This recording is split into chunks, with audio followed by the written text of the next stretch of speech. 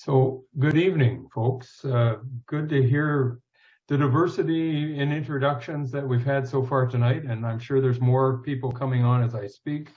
I would just like to get this evening started with the subject we have, time, talents, treasures, when it feels like your community of faith doesn't have enough. And as I said, I'm Jim Jackson. I'm the chair of the Support to Communities of Faith Commission of the Canadian Shield Regional Council. And I'd like to start us off by just speaking to a land acknowledgement. The land where we gather today has been a gathering place for First Nations people as they camped and traveled in this area for generations beyond our knowing. Before people arrived from across the seas, these groups lived, loved, raised children, and made a living. They lived in harmony with all that Creator had made. As we meet today, we recognize the traditional sojourners in this land. We give thanks for them and for this land on which we meet.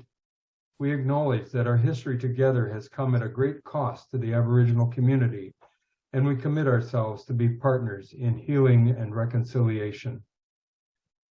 And let me just speak briefly to the safe space that we occupy tonight.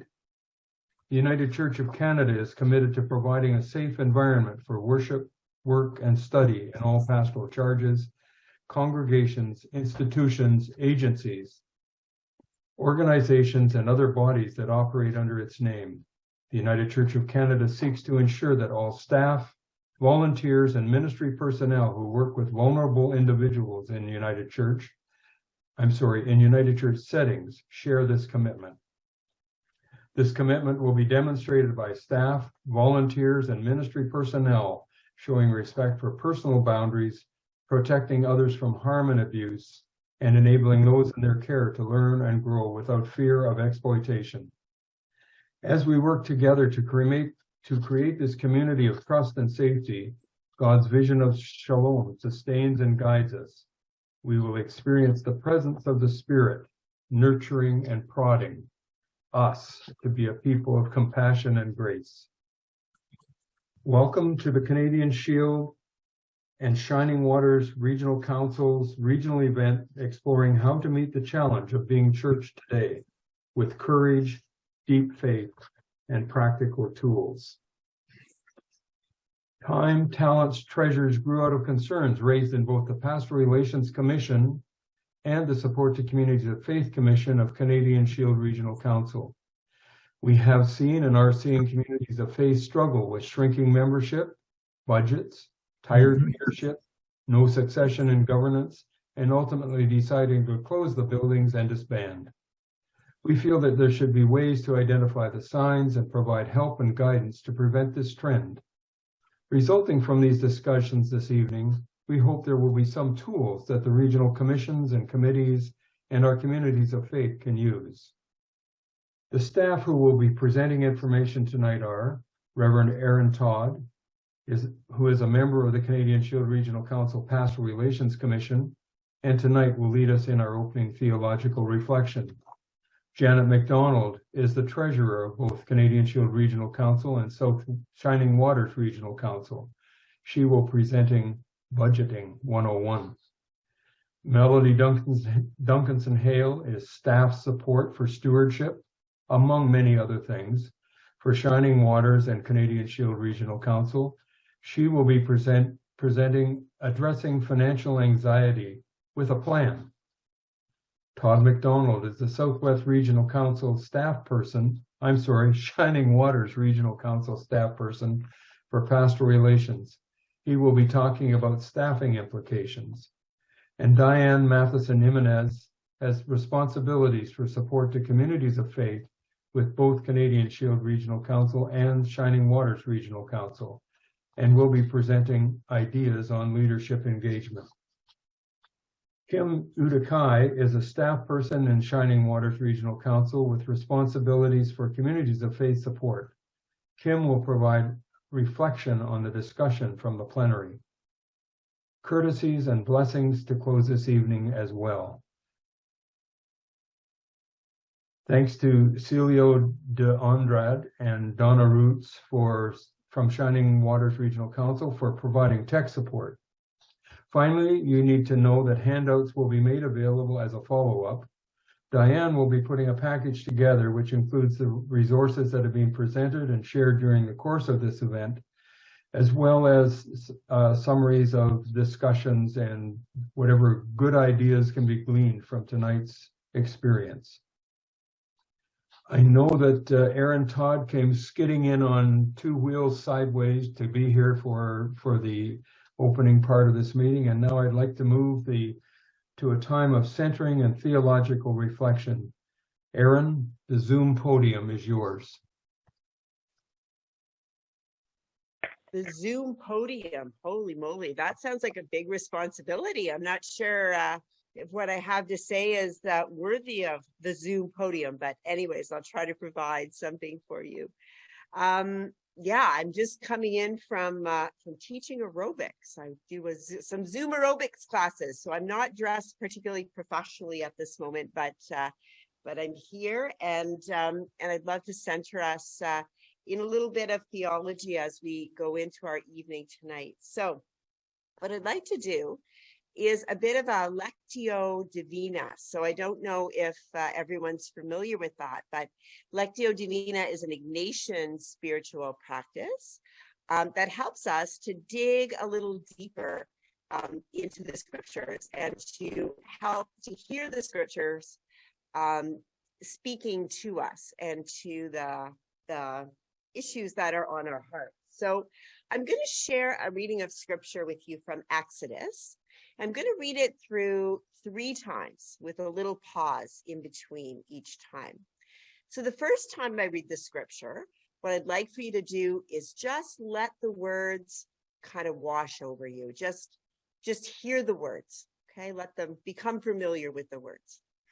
The second time I read it through, I want you to listen for a word or a phrase or an image that jumps out for you tonight.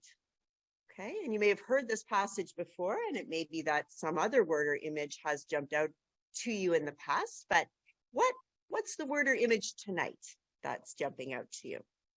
And then the third time I read it, we're going to go even deeper, and we're going to listen for the Spirit speaking to us through the reading. Okay, so getting deeper and deeper and deeper. So you might want to close your eyes if that helps you to be present to the moment, or if you've got a candle and you want to light that and look at that, anything that helps you to be present to this moment. You can have your camera on or off, it's up to you. All right, reading the first time through. There in the desert, they all complained to Moses and Aaron, and said to them, "We wish that the Lord had killed us in Egypt. There we could at least sit down and eat meat and as much food as we wanted. But you have brought us out here into the desert to starve us all to death." The Lord said to Moses, "Now I am going to cause food to rain down from the sky for all of you. The people must go out every day and gather only enough for that day. In this way, I can test them to find out if they will follow my instructions."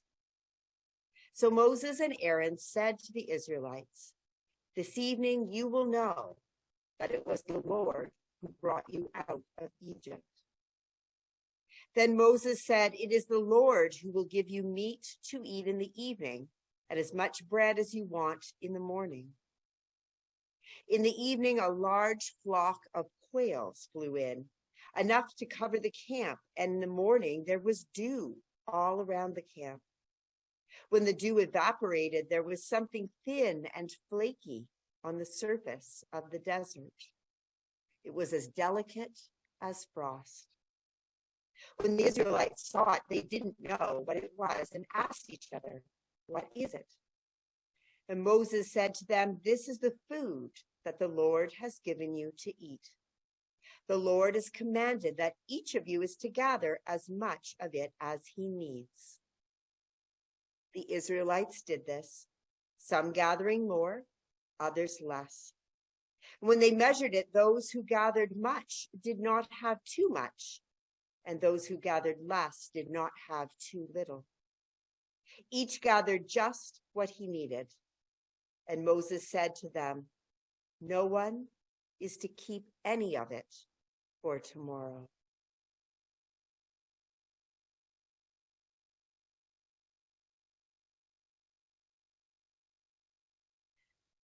A second reading, and this time inviting you to listen for a word, phrase, or image that particularly captures your attention. There in the desert, they all complained to Moses and Aaron and said to them, "We wish that the Lord had killed us in Egypt. There we could at least sit down and eat meat and as much food as we wanted. But now you have brought us out into the desert to starve us to death." The Lord said to Moses, "Now I am going to cause food to rain down from the sky for all of you. The people must go out every day and gather only enough for that day.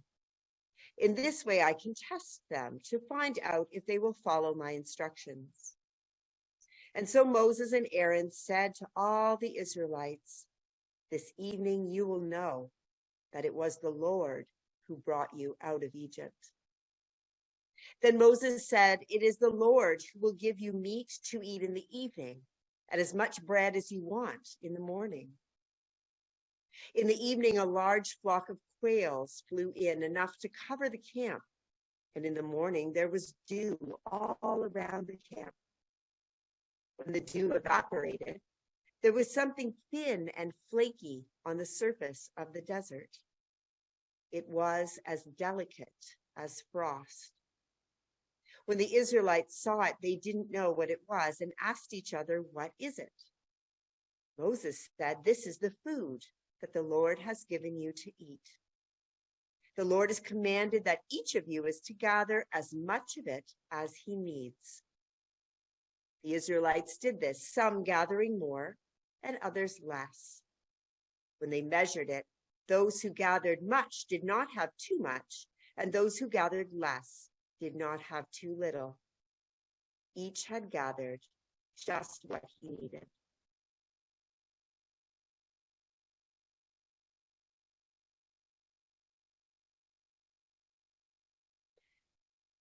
A final reading.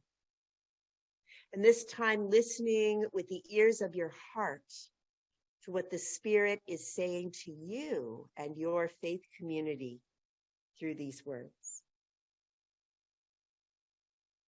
There in the desert, they all complained to Moses and Aaron and said to them, "We wish that the Lord had killed us in Egypt. There we could at least sit down and eat meat and as much food as we wanted. But you've brought us out into the desert to starve us all to death." Then the Lord said to Moses, "Now I am going to cause food to rain down from the sky for all of you. The people must go out every day and gather only enough for that day. In this way, I can test them to find out if they will follow my instructions." So Moses and Aaron said to all the Israelites, "This evening you will know that it was the Lord who brought you out of Egypt." Then Moses said, "It is the Lord who will give you meat to eat in the evening and as much bread as you want in the morning, because he has heard your complaints against him." In the evening, a large flock of quails flew in, enough to cover the camp. And in the morning, there was a dew all around the camp. When the dew evaporated, there was something thin and flaky on the surface of the desert. It was as delicate as frost. When the Israelites saw it, they didn't know what it was and asked each other, "What is it?" And Moses said to them, "This is the food that the Lord has given you to eat. The Lord has commanded that each of you is to gather as much of it as he needs." The Israelites did this, some gathering more, others less. When they measured it, those who gathered much did not have too much, and those who gathered less did not have too little. Each had gathered just what he needed.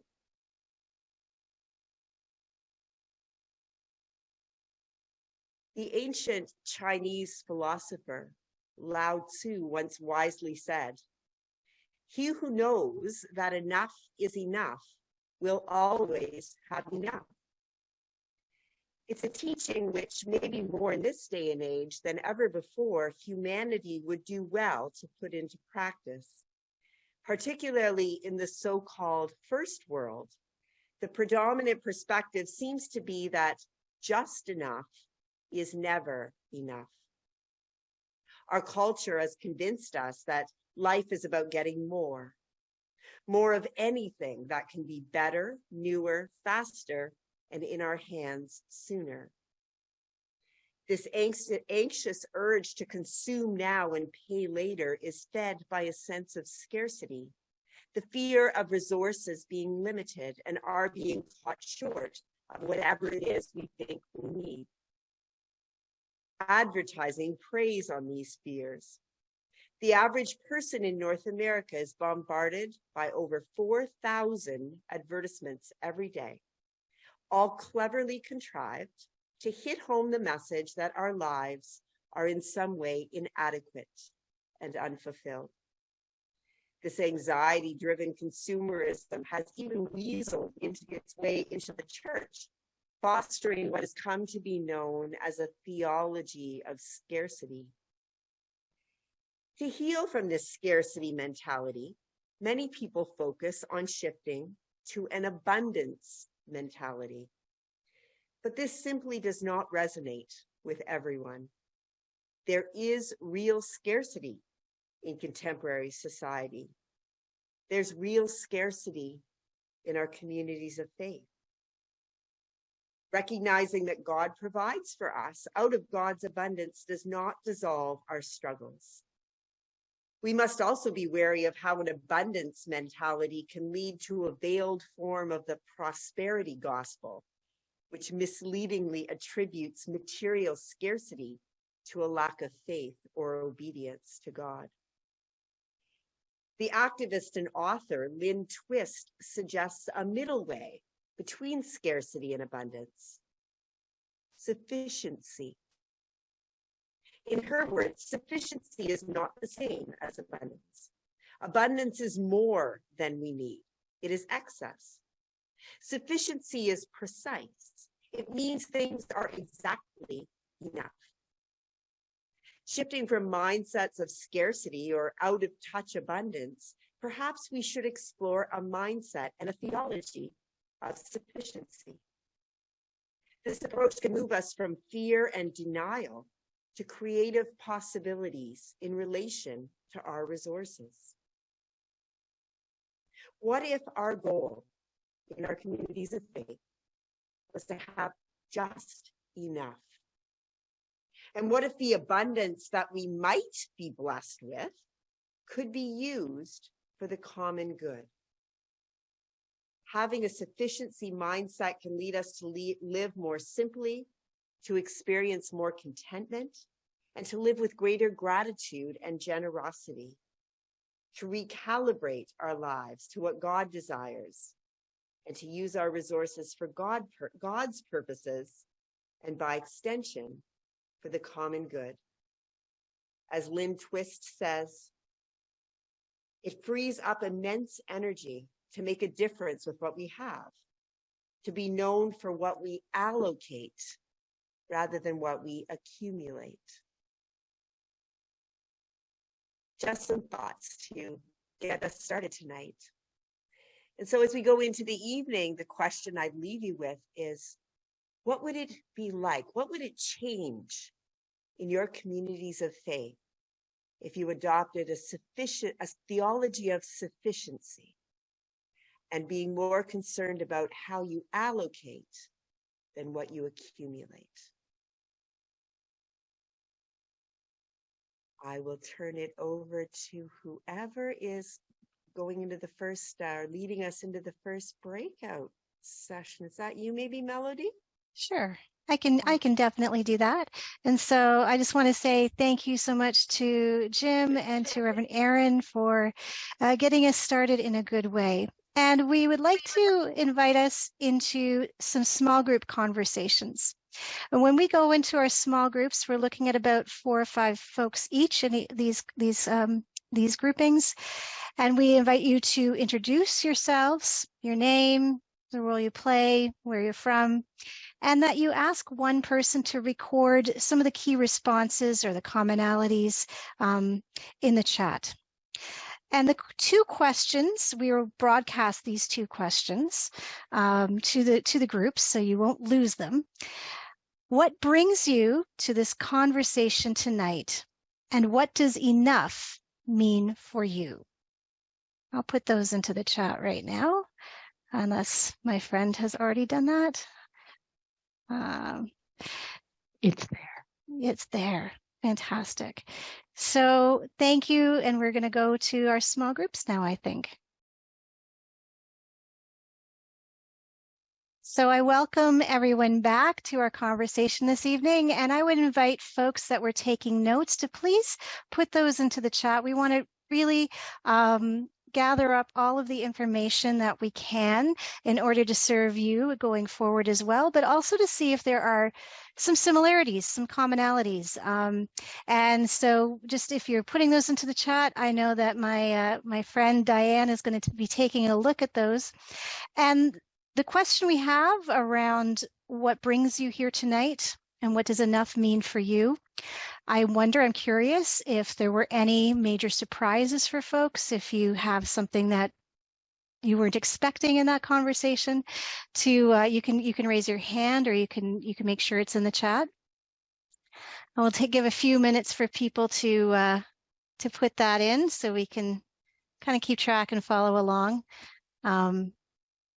You know, if there's some burning questions that you have tonight that you're bringing with you, maybe some of those were named in your small group. Let's give a few moments for people to put those in the chat. It's lovely to see friends from across the 2 regions. So we're hearing about being attracted by the name, maybe some resonance with feeling like you don't have enough in your congregation or your community of faith, how to build community, develop relationships, and also that sometimes that feeling of enough isn't necessarily about finances, although we will be addressing some of that tonight. It could be around leadership and participation. And yeah, people, the relationships always coming up. So how do we invite people into new engagement, right? Those are some of the things that are coming from our groups. So a conversation about succession planning. So how do we share ministry going forward? So there's a sense of engagement across ages and stages, and that people are included in church together. So we've got lots of comments in here about learning together. You know, that sometimes our contexts are different, but there are some common themes. The sense of what's possible, right? Time as well as money is important. Some issues, some practical issues around what does it mean to meet budget? How do we engage faithful generosity? You know, how are the ways that we can stretch our gratitude muscles?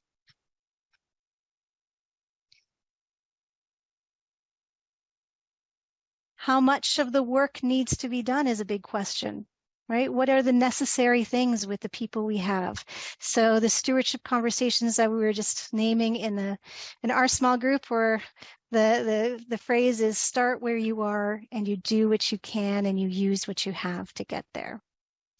So yeah, so sometimes our resources dictate what we're able to do. Any burning questions at all? As I'm looking in the chat, there's lots of engagement. And Peggy, yes. Can we just say some things? Well, Peggy, I think you're joining us by phone. So if there's something that you would like to share, absolutely, because we're not able to include it in chat. Yeah. Okay, so I can only speak of Francisville United Church. And the thing is, Reverend Ann has, and you might hear me saying Reverend Ann every so often, but anyway, we're all very involved. She's made it so that we're involved in reading the scripture. She went away on holiday, okay? Mm-hmm. She just went away on a couple of weeks holiday. And we were able to carry on. Like with 5 or 6 of us, we all had a part to play. Yeah. Okay, so she's managed to, we're all really involved. And the church, Ronaldville United Church, we've all gotten landed there we all have our story. It's not like there's a church and we'll go there. No, we all have a story of how we found our way there. And it's the church for everyone who's going there. It's really very, very important. And then she's the spiritual person for the BIA, the Ronaldville BIA. And we're very connected with the stores and that, because we shop and we live in this area. There's all of that that's really very connected. And meetings have been held at the church, BIA meetings and that. And it's all about connections, whatever way you can make the connections, right? And I think, Peggy, this is Melody speaking, I think that we would definitely, that's what we're seeing reflected in the chat, which you're not able to see, but there's a lot of similarities between what people are saying around developing relationships and community and that sense of participation, which you named at the beginning. So I'm just curious, do you have a burning question that you need to share, or are we good to continue on? No, well, I was just going to say, has anybody thought of sending invitations out? I know it sounds weird, but actual mail invitations. Yeah. So that's a great conversation around community engagement and partnership. And I'm going to address that later on. So I'm really glad you raised that. Thank you, Peggy. I'm going to turn things over now to my friend, Janet McDonald, who is, you may not know who she is.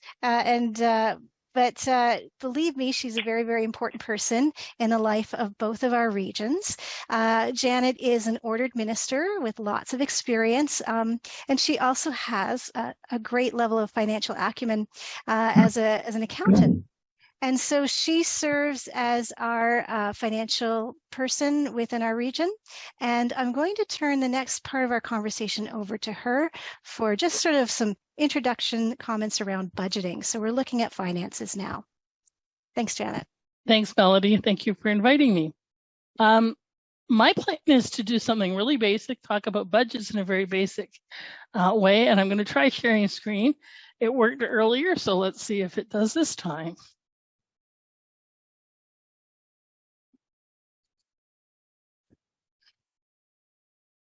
Okay. Definitions. We're going to start with a real basic. What is a budget? A budget is an estimate of income, but a realistic estimate of income and a realistic estimate of expenditures for a set period of time, usually a year. And the reason I say realistic is Melody said I've been around the church for quite a while. I have been.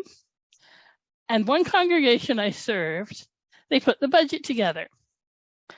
And there had been an individual in the congregation who had passed away, but this individual had donated, 35% of the budget. But when the budget was put together the next year, nobody took that into account. So when you get partway through the year and there's no income coming in, everybody's going, why aren't we meeting budgets? So I'm saying be realistic when you put your numbers together.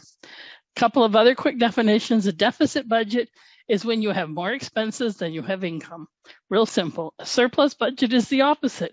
It means you have more income than you have expenditures. So real simple. One of the questions that sometimes people ask is, who does the budget belong to? Whose budget is it anyway? The budget belongs to the board or the congregation, depending on what stage it's at. It's not the treasurer's budget. The treasurer is probably the person who ends up putting it together, who puts the numbers together. But they're not responsible for finding all the numbers. You have an M&P committee. They should be putting together those numbers. You have a property committee. If you need a new roof, you better be honest about it and put it in the budget. So the treasurer and the finance committee put the budget together. But if there's a deficit, it's not their responsibility to find the solution. Now, if there's a surplus, they might take go, great, we got a surplus. This is my responsibility. It's not. It's the congregation's responsibility. It is the responsibility of the treasurer and the finance people to take the deficit or the surplus or the balanced budget to the board and the congregation so they can have a full discussion. And don't feel guilty if you have questions about a budget. I've been in congregations where this is what the treasurer says, so this is what we have to do. It's not necessarily the case. Let's look at it through new eyes sometimes.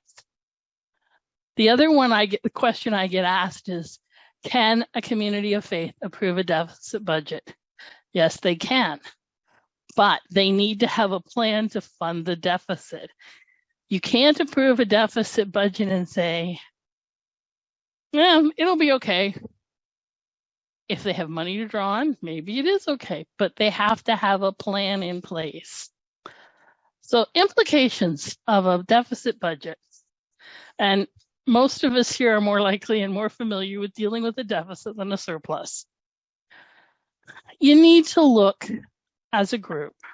The board needs to look at the budget and see that all the numbers are realistic, both income and expenses. On the expense side, are there ways to reduce your expenses? You may not think there are, and the reality is with today's inflation, there probably aren't a lot of ways to reduce your expenses, but there might be. You might come up with something creative. I know a congregation in the area where I live, which is not part of either of the two regions, where they decided for 1 year, their caretaker had retired, and they decided rather than hire someone, they volunteered, and they actually for 10 years, the congregation did the role of caretaker, did the weekly cleaning, saved them some money. So there are some ways to do it, but sometimes you got to think outside the box. On the income side, are there ways to increase income? When's the last time your congregation had a stewardship campaign? I'm not going to answer that one. Is your church available for rentals? Can we rent it? Can it be rented to more groups? Often there are community groups looking for rental places. And I put this one in and took it out about 3 times.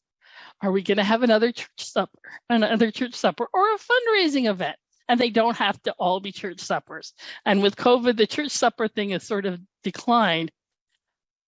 The small rural congregation, the last one I've served before I went over to doing this most of the time, did something called a talent auction. It raised over $10,000 in an evening. I don't know all the details because I sort of came in on the tail end of it, but it was great. It was an easy fundraiser. It wasn't a lot of work and it raised quite a bit of money. My other one that I constantly say are money from investments that the congregation has put away for a rainy day.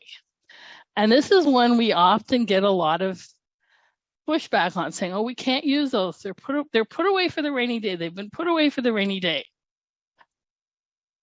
Generally, my response to that is it's pouring out. We may need to use them. It's no longer the nice sunny times. We're in difficult times and we need to find ways to deal with them. Now, what I've done is put together 2 budgets, same United Church. And if there actually is an ABC United Church, I apologize to them because I don't think there is. But so the one on your left is the deficit budget let's say this is the budget that the finance committee and the treasurer brought to the board meeting. The guest offerings were $100,000, interest $3,000, fundraising $5,000. Now remember, this is really simplified. This is not any congregations. So their total income was $108,000. And on their expense side, they went, we have $138,000 in expenses. We don't think there's any way we can cut those expenses. So that gives us a $30,000 deficit. So we're going to have to figure out some ways to raise some money. We have to figure out how are we going to meet this deficit. So on the other side, on the right, I started did some playing. We have $100,000 still in offering from income, $3,000 from the interest. That hasn't changed. But let's bump the fundraising from $5,000 to $10,000. Let's have another church supper or a sale or a talent auction or something else. And then we talked to Melody. Sorry, Melody, I'm putting you on the spot. Do you know there's a grant available for the work you're doing? You can get $5,000 in a grant, and it might be a government grant, it might be a church grant. There's all kinds of things out there. And then Melody says, and maybe you should do a stewardship campaign. And I got to tell you a story. I think we've got time.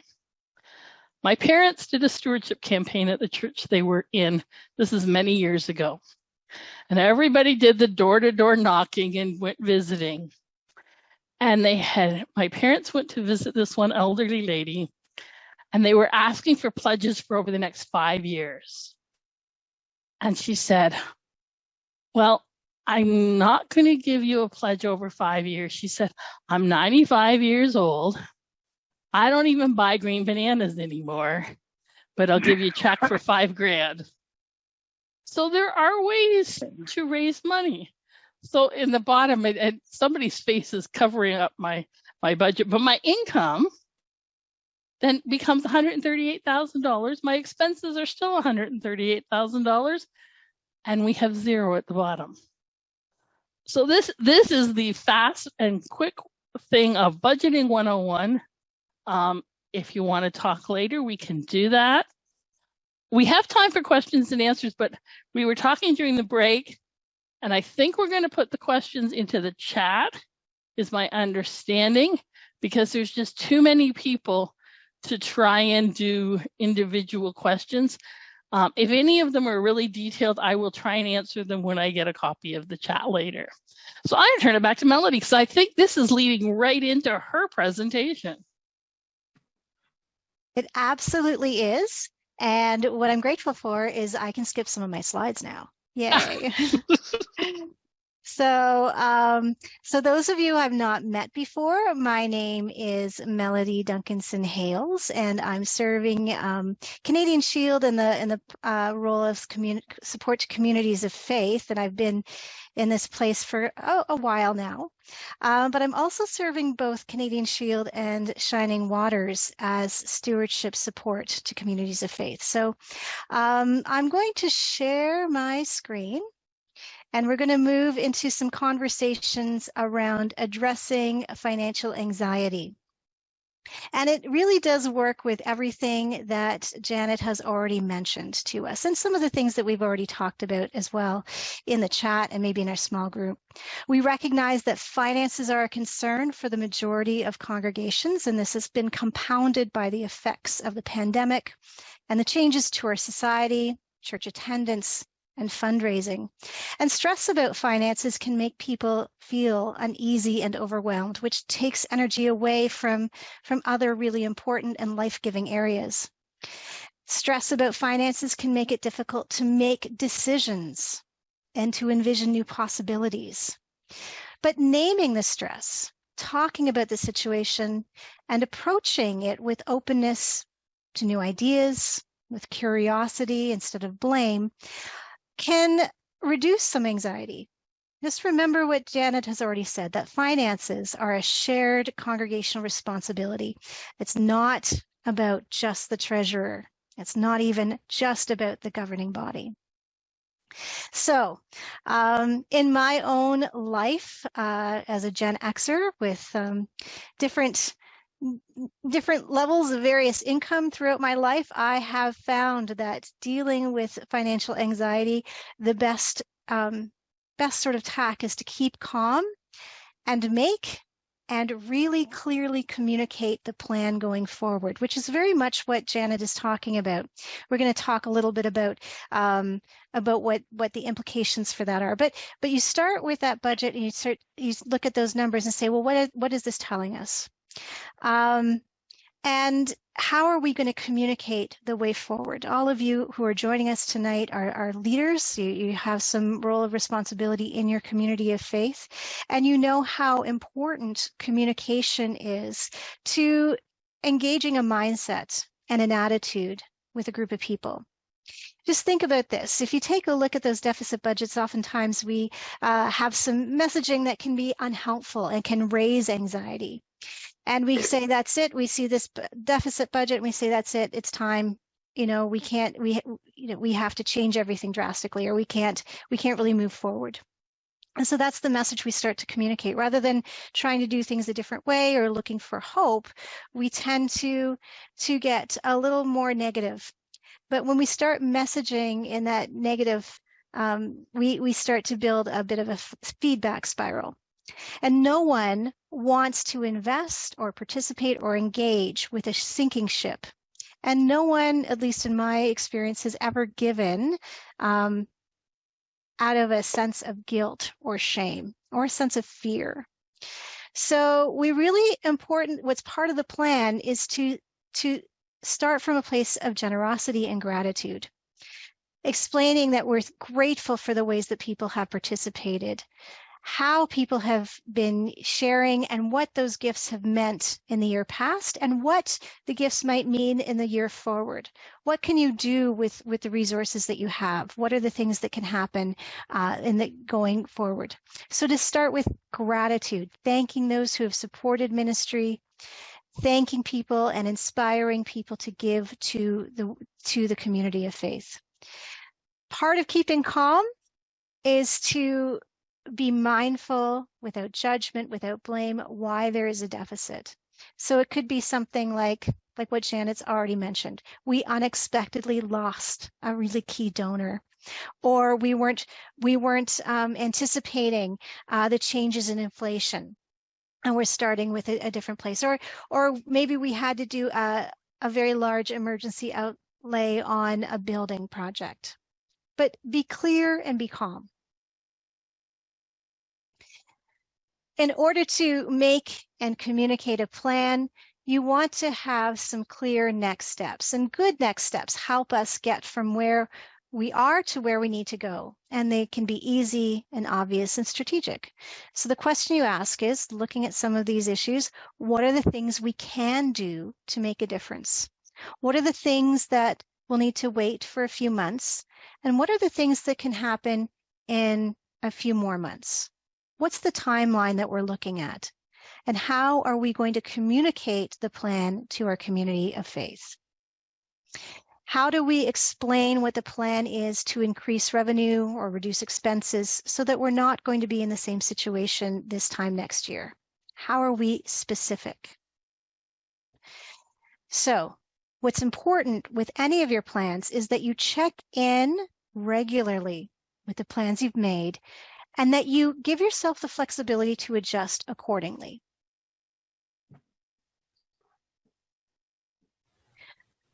Now, this is a great phrase, and it's something really important that I think that Reverend Aaron started us thinking about, which is that we don't talk about money as separate from our mission.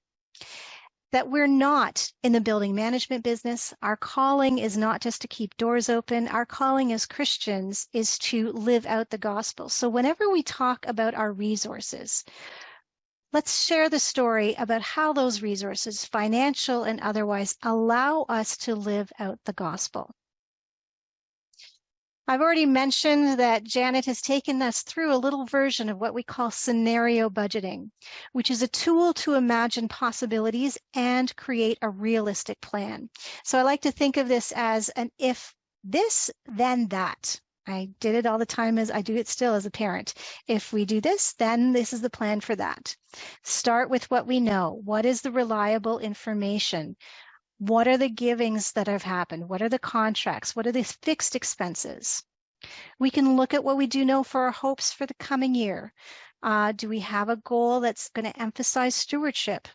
Or are we developing a new outreach program? And then we can start thinking about, what are the uncertainties? Are we in ministry transition?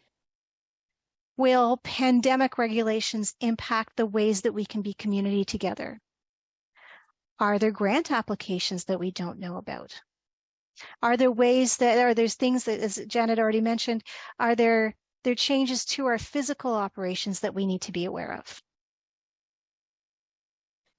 So this is a bit of a slide, but it gives you an idea of this kind of thinking. If we can do this, then we will do that. And if we can't do this, then we have to make another plan. So this is a way of thinking about it. Maybe we need to think about income in terms of developing stewardship education or investigating grants or developing our legacy giving opportunities.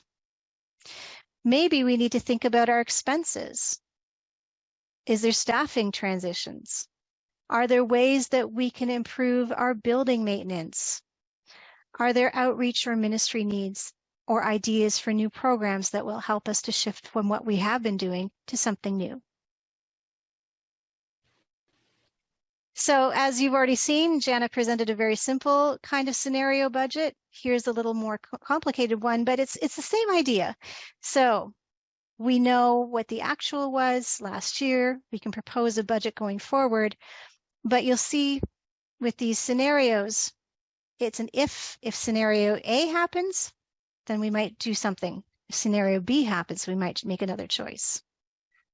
I'm going to ask Jody to put a link in the chat for propelnonprofits.org that has a lot of resources around scenario planning. So if you search for scenario planning, there are templates for this way of understanding budget. It's a tool. It doesn't replace your regular budget, but it's a tool to help people understand the plan going forward. So there are templates, there's a webinar, and there's more information that's helpful. So with all of these scenarios, we want to encourage you to look for savings. So something that's often overlooked are quotes on services. Janet mentioned the whole piece around a congregation who changed their approach to caretaking for their building. So when was the last time your community of faith got a new quote on landscaping or cleaning or internet or snow removal or any of these sorts of services? Is it time to take a moment to shop around, maybe let your current provider know that's what you're doing, and maybe negotiate a deal? These sorts of things regularly to do that, that's responsible stewardship. Let's invest in what's important and a priority for the congregation. And maybe it means we might need to spend or allocate money in order to help us move forward. So I was in a conversation just on Sunday where we were talking about what's going to help this congregation might be to allocate some funds to hire a bookkeeper. And that frees up the volunteers groups to do other things.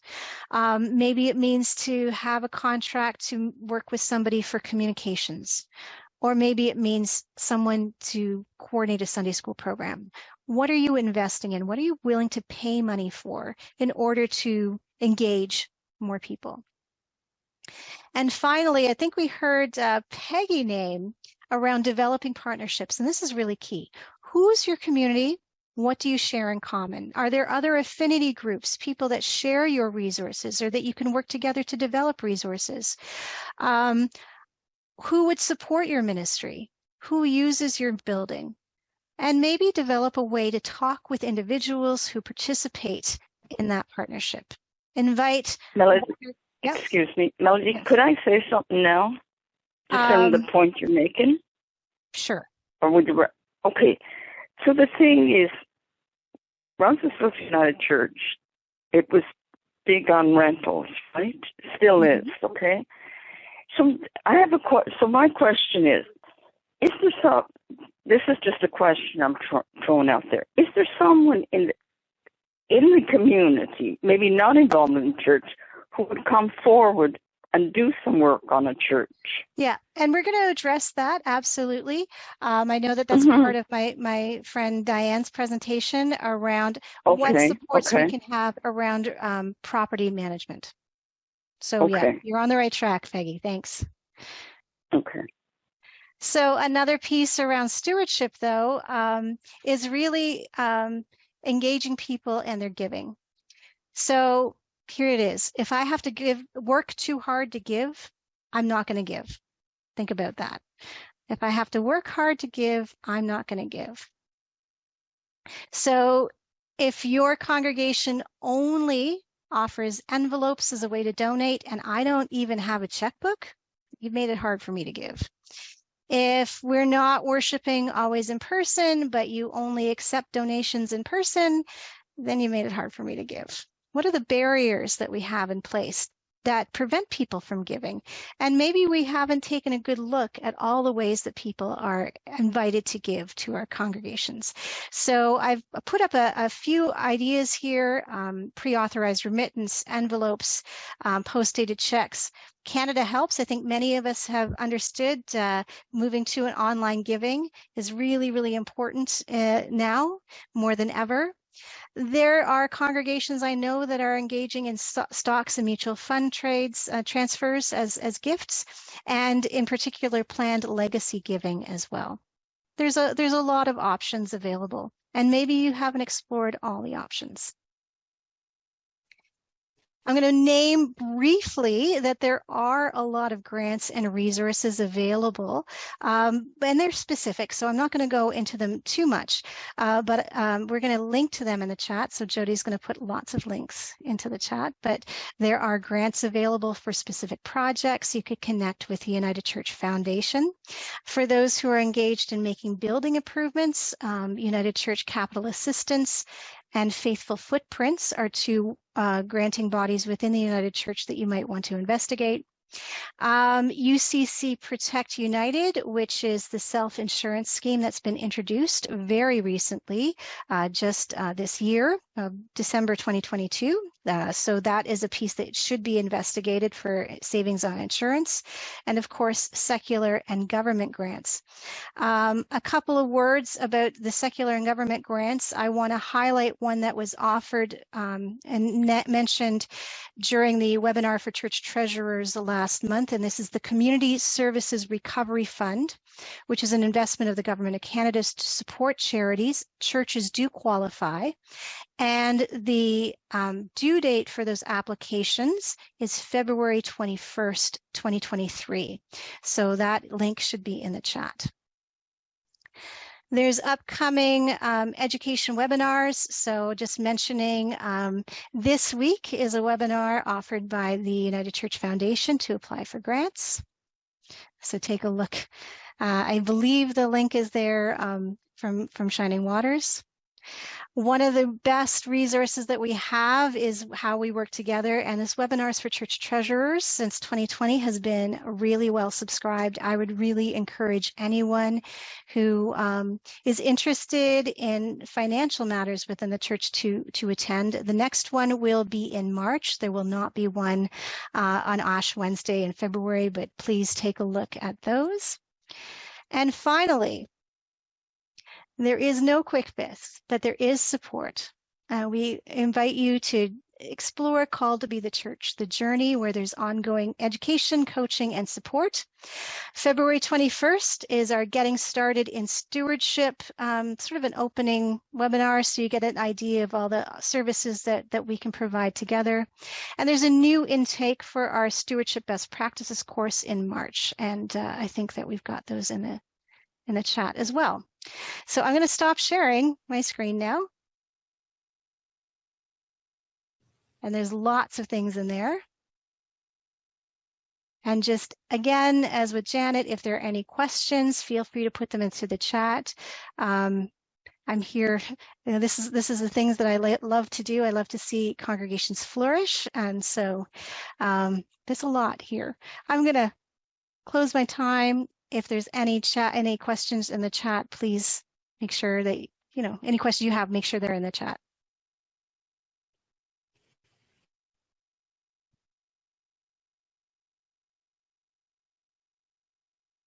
There's a message here.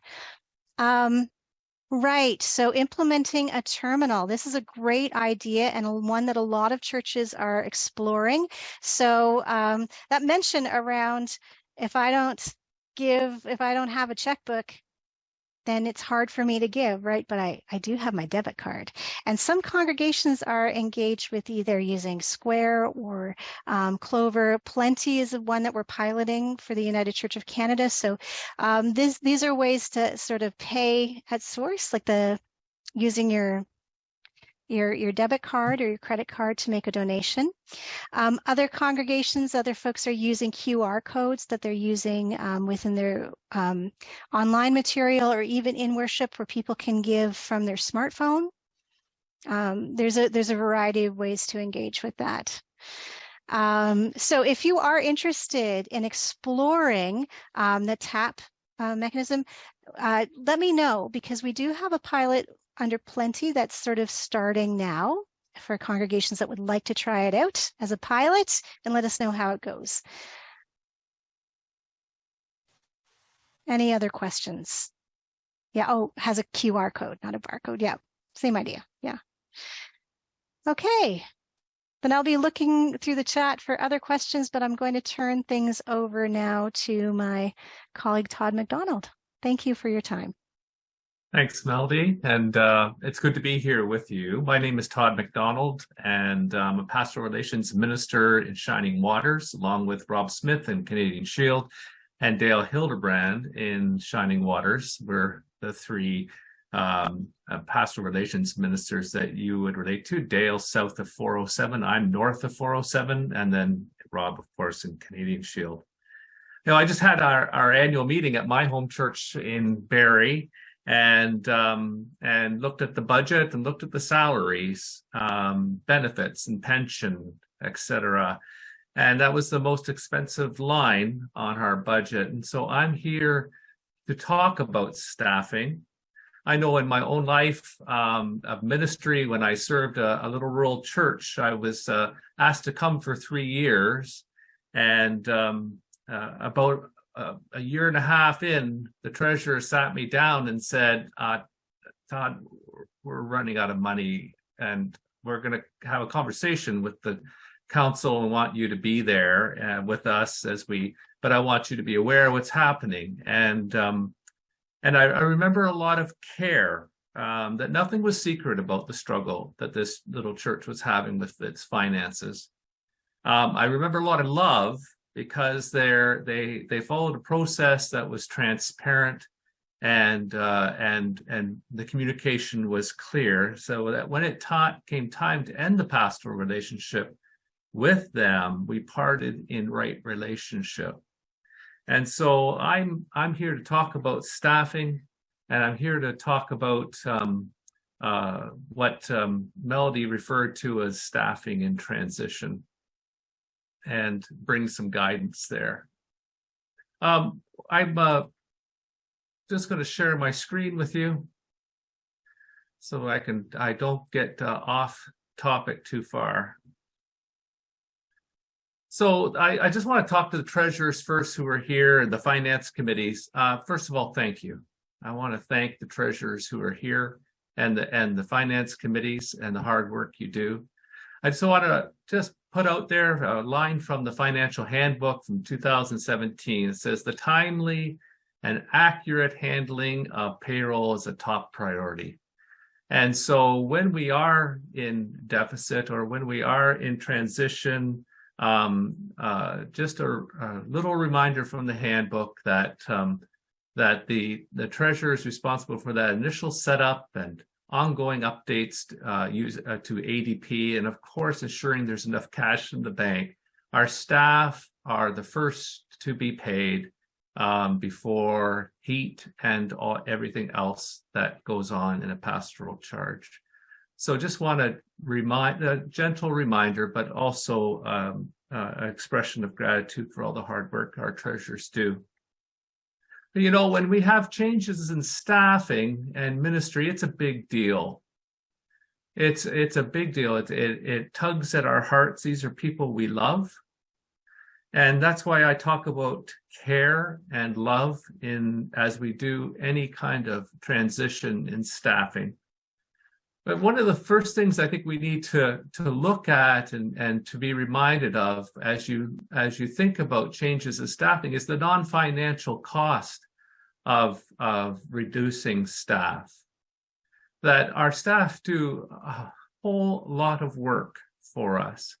And if we're going to, say, reduce the hours of our music director, how will the work of that, what will we lose from that action? And what's the non-financial cost? Is there somebody else who can volunteer to be the choir leader?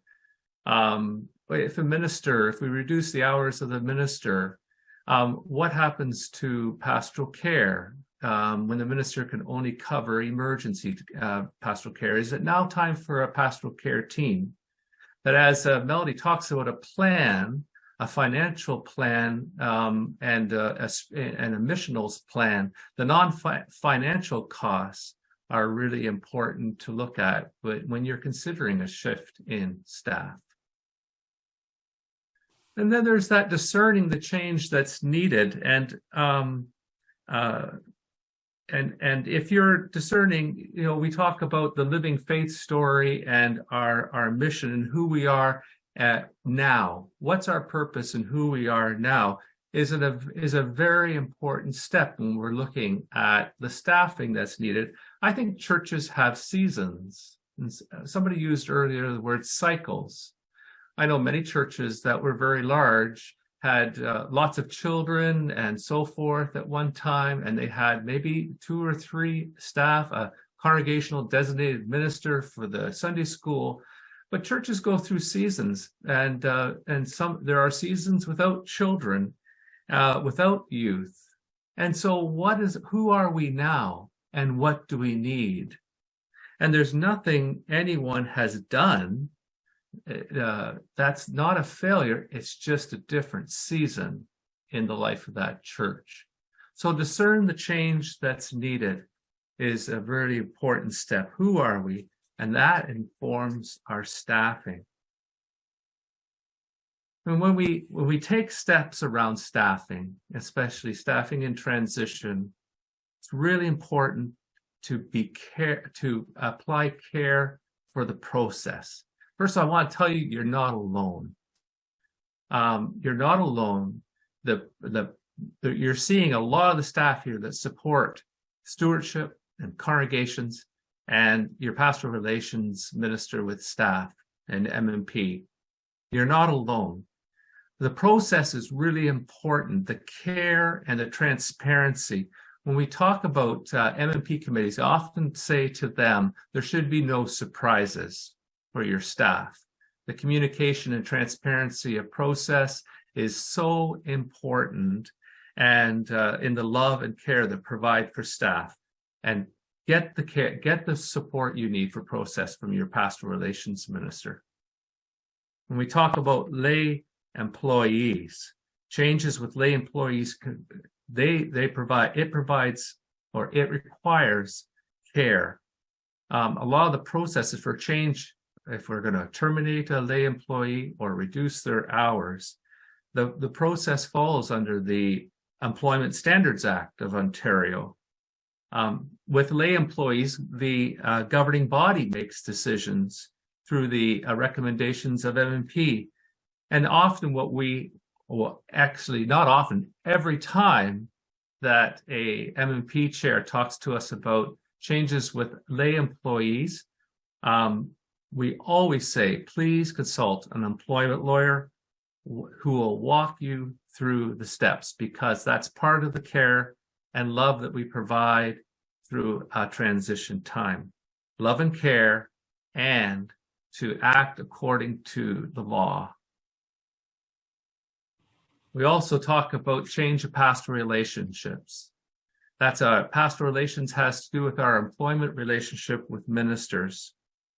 The process for changes to pastoral relationship with minister, maybe ending a pastoral relationship or changing the terms, which is, when I talk about terms, I'm talking about the number of hours that a minister works a week.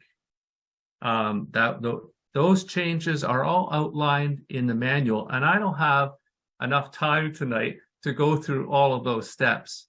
But I got to tell you, the only step you need to do if you're considering changing the terms or changing a pastoral relationship with a minister is you call your pastoral relations minister. You're not alone.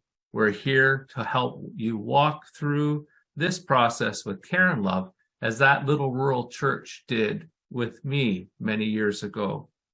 M&P plays a crucial role. The care and love they provide is that there are no surprises. And I just want to end with just introducing you to your pastoral relations ministers. I mentioned them earlier. They're here. Jody's going to put the contact information for each of them in the chat. And I really appreciate this time with you, and I appreciate your listening. And if you have questions, you can throw that in the chat, and I can answer them maybe later or as we can. So maybe somebody could help me if there's any questions there. Thank you so much, Todd. We know that that's a big topic and a sensitive topic, and thank you for bringing that to us in such a sensitive and thoughtful way. We will certainly keep an eye on the chat box for incoming questions. Okay, thanks, Diane. Now, friends, my colleagues have given me the task of tackling the topic of what to do when we don't have enough time and talent, and they've given me about 4.5 minutes to do it. So we're going to scratch the surface tonight, and our hope is that this will have given you enough of a taste that maybe there'll be a future event that you'll want to engage with. So as you're listening to these pieces that I hope will kind of gather together other themes that you've heard tonight, I would invite you to think about what's a helpful next step for your community of faith. What would you like to talk about next? What is the burning need in your community of faith? Because there's a pretty good chance it's a burning need in another community of faith too. I'm going to share my screen with you.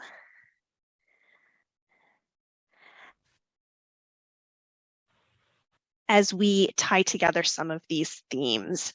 So although I am talking about kind of more the time and talent piece, we're going to start by talking about money. Because when we're talking about managing our resources, we need a holistic approach.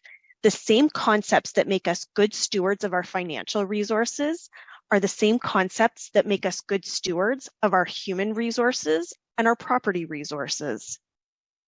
When we come to a place where we start to wring our hands and say, we don't have enough money, we don't have enough volunteers, this is often the byproduct or the symptom of a community of faith that has become disconnected from its vision, from its sense of purpose. And so one of the key concepts in stewarding our money is inspire, ask, and thank. And it's the same when we're inspiring people to participate in the life and work of the church. We need people to want to participate by helping them to understand why what they're doing matters. It's easier to get people to give their money because there's a clear sense of this is what my money is doing. I can see the impact of that. When we're asking people to give of their time, sometimes that's a less clear connection. So it's important when we are stewarding all of our resources that we're doing it in a way that's inspirational. And then, of course, ask. That personal touch is so important, whether you're wanting somebody to make a financial donation or wanting to share their gifts with the community of faith. Tap them on the shoulder, make it personal, and connect it to something that deeply matters to that person. And we underestimate the importance of thanking those who are sharing their time, talent, and treasures with our communities of faith. At the end of a year, those who have made donations will get a tax receipt and a thank you letter. But what do our volunteers get? And so you're going, okay, Diane, we're a congregation of 12 people and we're all in the governing body and we're all stretched really thin. Who is going to thank us? Well, I've seen that done a couple of neat ways. I was in a community of faith that was a little bit smaller, but we had a Sunday school. There was 4 of us who regularly attended. And so the Sunday school were charged with finding people, catching people who were doing great things for the community of faith and sending them thank you cards. If you have a Sunday school, that's something that you could duplicate. If even that feels like too big a task, or perhaps there aren't young people in your community of faith, what about a bulletin board? We love bulletin boards in the church. I'm sure you have one right now that has nothing on it, or maybe it hasn't been updated in years. Clear that off, get some Post-it notes, get some markers, and let people write thank you notes to those who they have seen making a difference in your community of faith. This is a really visual representation of how important those who are the life of our church are. What I'd also like to touch on is surveying our assets. When we think about assets, we think about like our money, and that's certainly an important asset, but do you have property? If you have property, could you get rid of some of it? Could you rent some of it? Could you offer it to your neighbors in exchange for something your neighbors have that you want? What are all of the assets at your fingertips, and how can you best use them for the life and the work of the church? I worked with a community of faith that did something super, super smart. They were very close to a university, and so they hired university students to tutor younger kids in the community. And what that caused to happen was then there was 10 or 12 university students who started to refer to this church as their home church.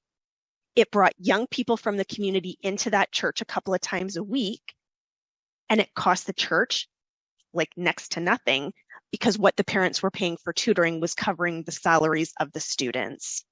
So it was a great way to use the space that was otherwise unused on a Tuesday at 4 o'clock in the afternoon to get people into the space and making meaningful memories in those spaces. We're going to send out after the event some tips and tricks about particularly how to save money. Melody touched on some of them. You might renegotiate some of your service contracts. We get into a bit of a routine and a rhythm with that, and we know that we need to continue to update that. So that is going to come to you. And something else that I think needs to be lifted up is sometimes we need to spend money to make money. So do you have someone in your community of faith who is an expert in marketing? If you don't, that's okay, because the tools at our disposal right now on social media make marketing super easy.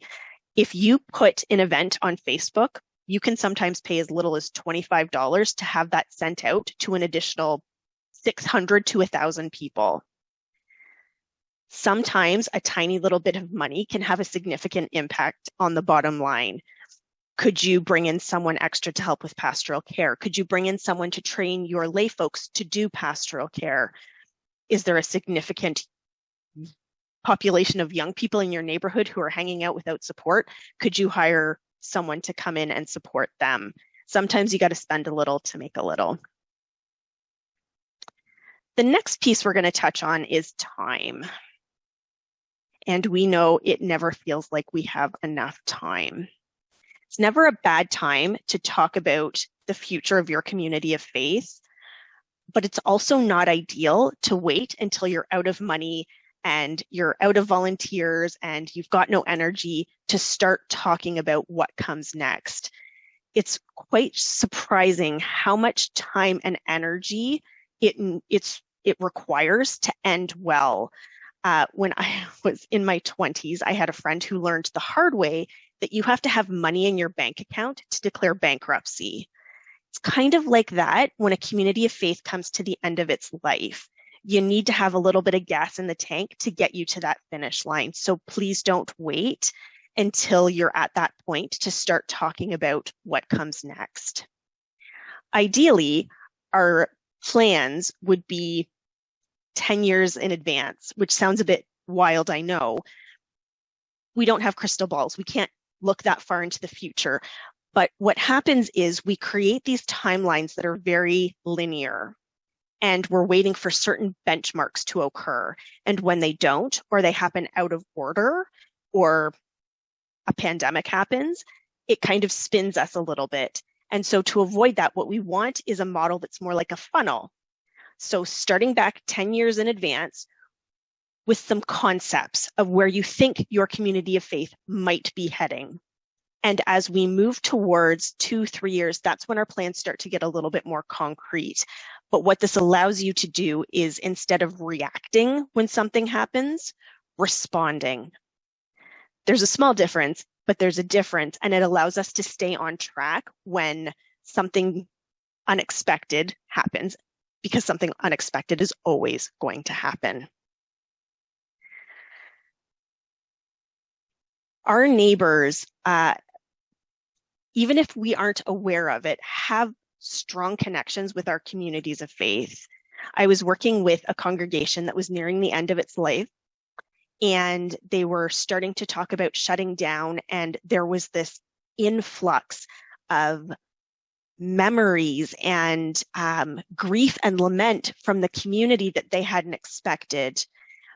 Although on a Sunday there was maybe 6 or 8 people in the pews, in the neighboring community, there were all kinds of people who had participated in scouting programs and had been married, or somebody they cared about very deeply had their funeral there. So it's important that we know who our neighbors are, because what we do impacts them, and what their needs are should impact our vision. We know our neighbors aren't bound by geography, so think outside the box about who your neighbors might be and draw the circle wider. When we're talking about volunteers, sometimes we use the term downsize, and I don't think that's a very helpful expression. What we actually want to do is right size. Those of us who have moved a lot know that when we downsize, all we do is we carry all of our stuff with us to a smaller space. Don't do that. What instead we want to do is what Marie Kondo, who's an organizational guru, refers to as sparking joy. So the concept is, if you look at something and it doesn't spark joy, get rid of it. You don't need it anymore. When is the last time we looked at our communities of faith and tossed out everything that doesn't give us joy? You need a board of trustees, don't go there. But there are probably all kinds of things you're doing that are burning people out. It's not the right fit for you, so don't do that. Our governance systems are sometimes much bulkier than we need them to be. Sometimes right-sizing means having fewer people do the work. Sometimes it means having more people do smaller pieces of work. You have to pick a governance system that works right for your community of faith. There's lots of different models, and most of the staff on the call tonight would be really happy to have some more in-depth conversation about that. But find the model that works for you and pursue that. In terms of doing what matters, one of the other reasons we burn out volunteers is we put them in the wrong positions. We assume that someone who was a CFO in their business life wants to be the treasurer in their church life. Maybe they don't. Maybe they feel really passionately about outreach. Ask your volunteers what gives you joy, and then find a way for them to give back to the church in a way that speaks to them. A lot of times our burnout stems from being in the wrong position for us and honor time commitments. If you say it's a 3-year position, then it needs to be a 3-year position. We need to find ways to keep people cycling through so we're not exhausting them. Which brings us to the next point of energy.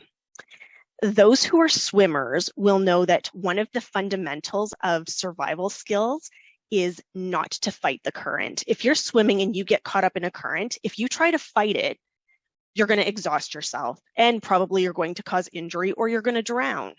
It's no different when we're caught up in this cycle of change. If we keep fighting it, we're just going to wear ourselves out. So don't fight it, embrace it. And don't spread yourself so thin trying to be everything to everybody. I was going to share a poem, but I'm way over time, so I won't, but I'll put it in the chat. And the gist of it is, be you, because who you are, what you're offering to your community is enough.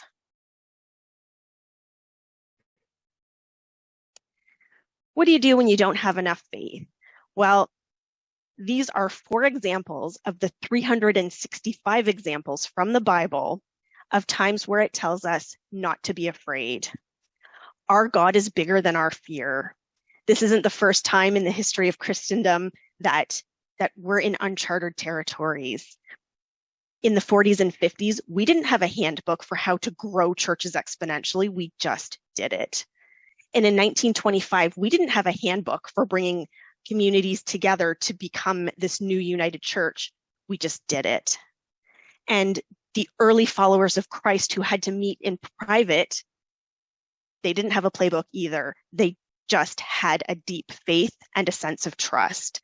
So let's embrace that. And finally, what to do if you're lacking connection? Reach out to your regional council staff. We would love to serve you. Find us on Facebook, sign up for our mailing lists, visit our websites. We want to be in relationship with you. I grossly overshared. Jody, thank you, is dropping some links into the chat for you. We had planned to have a little bit of a breakout time, but we're not going to have the opportunity to do that because we really want to honor your time this evening. So what I would invite you in the chat box, spend a couple minutes reflecting on this if you'd like. What's one thing you're going to take away from this time? And what else do you need? So in other words, what would you like us to unpack with you next? And while you're doing that, I'm going to invite my colleague Kim to come forward to ground us with some courtesies and a word of blessing. And thank you, Diane. Thank you to everyone here who was listening with great intensity. As to Cole's notes of what you've heard, keep calm, make and communicate a plan, never talk about money apart from mission, care for your ministry staff and your volunteers and the process, get to know your neighbors, and do what gives you joy and be you. So thank you to Jim Jackson for introducing us and starting our process this evening, to Erin Todd for her wonderful centering of Lectio Divina on the Exodus pieces, and a deep reflection on the middle way of sufficiency as enough. To Melody Duncanson-Hales, who is our co-facilitator this evening, stewardship guru and support to communities of ministry. To Diane Matheson-Jimenez, and that is how you pronounce her name, if you're wondering. Co-facilitator and communities of faith support. Both have tremendous wealth of experience. To Janet McDonald, our treasurer and finance resource and the go-to person whenever we have questions about finance. To Todd McDonald, filling in for his colleague, Pastor Relations Minister, and talking about staffing issues and reminding people that that's the one bill you must pay first. So pay your ministry personnel. To Donna Roots and Celio de Andrade, Jody Maltby for the tech support, and I'm here just to say thank you and to lead us off into a time of prayer. So shall we gather all we've heard and said this evening and lift it all to God? Let's pray. Holy One, we have been blessed with your presence this evening, and you have blessed us with these companions on our journey. We have opened to you our fears, our uncertainties, our heavy hearts, and our curiosities. And in this Zoom space, you offer us courage and hope and love for your creation. May we open our hands and our minds to trust in your embrace and these faithful companions who journey with us, those we know and those we are coming to know, so that all may have life in abundance. Fill us with wonder and creative possibilities and energy to walk in the way of Jesus. Stir our hearts so that together our minds are one with you. Amen.